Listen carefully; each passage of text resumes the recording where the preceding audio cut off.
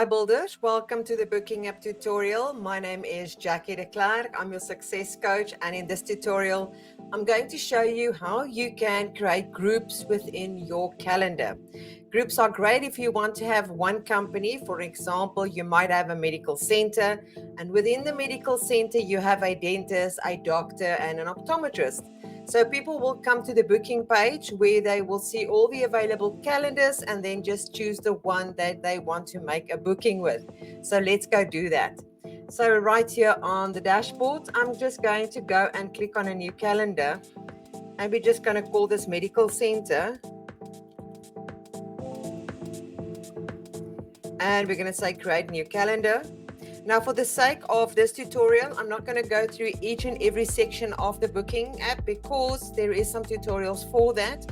We are going to create it quite fast. I just need to show you how to do the groups. So the very first thing is the basic settings that you will need to add. And you can see I've got medical center right there. I'm just going to click on save and next.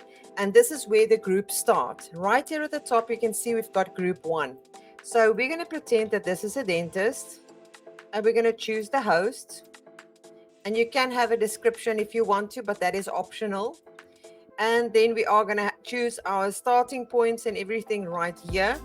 The important part right here is that you can duplicate. So once you have set up everything in this area, if it is not something that needs to change, or you don't need to edit the starting point and the ending point, you can just go and duplicate.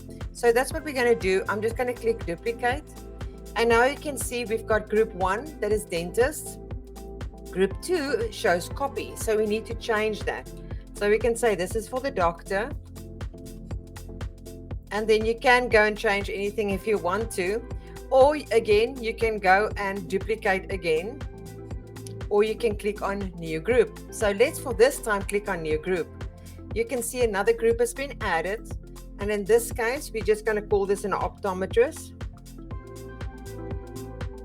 And we're going to make the changes that we need. Once you're done with that, you're just going to click save and next. Now, this is where the magic is going to happen. You're going to see that it will go automatically to the next area, which is the forms and direct. And it will have 3 groups there. There would be a form that you are going to be able to customize for every one of your groups. So it could be completely different information that you can require from them. Maybe some people would want to ask you for an account number. Some of the groups might ask you for previous bookings that you might have had. So you can really change this according to that specific group. Once you've done with that, you're just going to click save and next. And it's going to go through the complete calendar just like you would with normal calendar creation, asking you to fill in all the information for notifications and reminders. And you will just need to go to every single group and always edit them. Once you're done with all of them, you're just going to click on save until you get to the end of your calendar. So I'm just going to go and click save and next for each. And then I want to show you what it looks like live. So I'm going to go back to my calendars right here. And I am just going to click on copy because I want to grab the URL, and I'm going to paste it in. And I'm going to show you right here. You can see it says medical center. If you had a good description, it will show up here.